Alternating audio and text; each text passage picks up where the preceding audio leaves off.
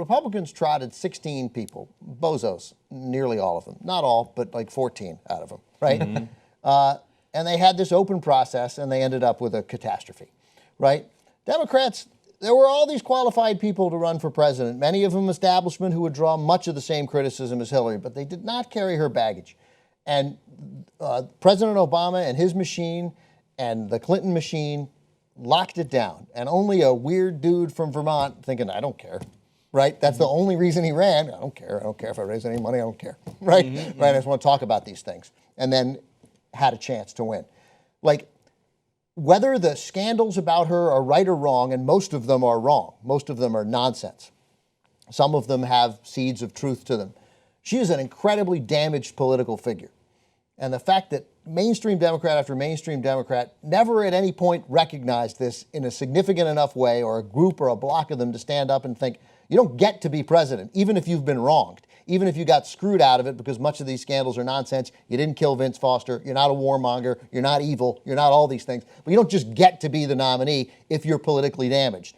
And if 5 people had run for president on the Democratic side, and I get that there were actually 5 in the beginning, but if we had, let's say, if we'd had a real race, I think she would have been defeated. Maybe not by Bernie. You had as real a race as you could have had. You had a whole wing of your party and from outside. You could have had Biden and Warren. No, you didn't. You could have had Biden and Warren in there. But they didn't, because the president didn't want those people to run. Not just, well, first of all, the president would have been fine with Joe Biden running for president. I don't think so. The president turned that whole machine over to Hillary. There was at a certain point he did. I mean, the party did, right? Yeah, the party made a huge mistake. But this was a very spirited, involved, divisive, and ultimately... Because of a crank from Vermont. God bless him. That's the reason why it was spirited. But that's why things get... There's a crank from New York running in the Republican race, and he won. I mean, so... Okay, I wouldn't qualify Bernie as a crank, but Bernie was a senator who came into the party from outside the party with ideas that nobody had really taken seriously in the Democratic Party before, and had great success. Democrats thought that she was a perfect candidate, and she's one of the least perfect candidates to run for president. She might still be. Michael, she might be a great president. Democrats thought she was a perfect candidate. I know I know a lot of people who love Hillary Clinton. Not one of them do I know who thinks, and that's anecdotal, who thinks she was a perfect candidate. Then we should have tried to get more people running, because that would have helped the process. But you know how politics works, Ben, and you know how politics in the whole and they were afraid to run. They were afraid to run against that giant machine. Not that was just going to make afraid; it's impossible to run against. Right, that's the problem. I agree. We agree. And that's money in politics. Right, that's money, but that's not the Democrats. That's the Republicans. But it would have been better historically.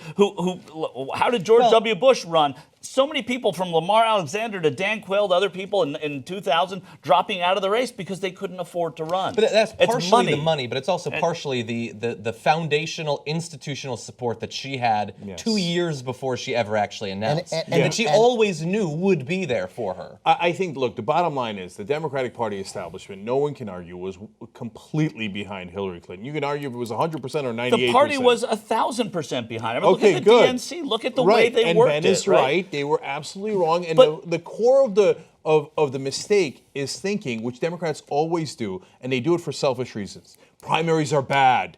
The primary will hurt the party. Whatever you do not do a primary. Said the guys that already in power. Okay, so that's why they don't like primaries, and they're wrong. They've had successful primaries that got them Bill Clinton, that got them Barack Obama. But that's a long time ago, Michael. Barack Obama was the last cycle that they didn't have an incumbent. But even under Obama, they didn't want him to run. They didn't want him to run. You had John Edwards, you had Barack Obama, you had Hillary Clinton. The Clinton people didn't want him to. That was one cycle ago. But you're telling me that the Democratic Party didn't want wanted a primary in this election? Hell no, they didn't want a primary. I wasn't talking about in the last case. So all we're talking about is, I don't care, whatever. Michael's right in the past. They screwed it up here. Their assessment of this candidate as a candidate who could win was the old way Republicans think. It is Bob Dole's turn. And that is wrong, and they made a mistake because they misjudged her political potency. She's a hugely damaged candidate who hopefully will win because she's running against a madman, and hopefully enough people recognize that you got to stop everything you're doing and vote for Hillary Clinton to stop Donald. The Young Turks isn't just us, it's also you guys. You make this show possible, and we want to thank you for it, and we want to grow together. We want to be too strong. TYTnetwork.com/join. Let's do it.